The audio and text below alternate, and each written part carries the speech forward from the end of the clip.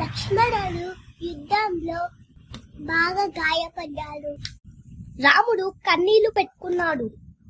లక్ష్మణ, నువ్వు లేకపోతే నేను ఎలా బతుకుతా అని అన్నాడు.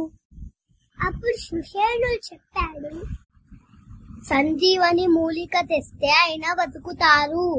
ఆ వెంటనే హనుమంతుడు ముందుకొచ్చాడు. హనుమంతుడు నమస్కరించి, ప్రభు నేను వెళ్తాను, సంజీవని మూలిక తెస్తాను అని ఆకాశంలోకి ఎగిరిపోయాడు హనుమాన్. అతను హిమాలయాల వైపు ఆకాశంలో ఎగిరాడు. అక్కడ ఎన్నో ఔషధ ముక్కలు కనిపించాయి, కానీ ఏది సంజీవని గుర్తించలేకపోయినాడు.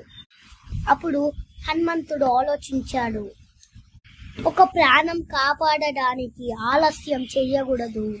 అతను మొత్తం కొండనే ఎత్తుకి రాముడి వద్దకి తీసుకొచ్చాడు.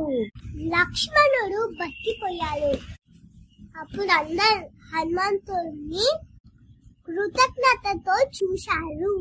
ఈ స్టోరీ ఒక మోరల్ ఏంటంటే, మన శక్తిని ప్రదర్శనకు కాదు, సేవకు వినియోగించినప్పుడే మనిషి దేవుడు అవుతాడు.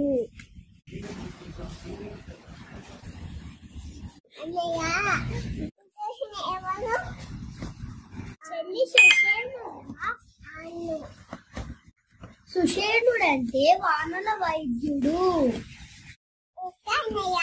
Okay, bye bye bye.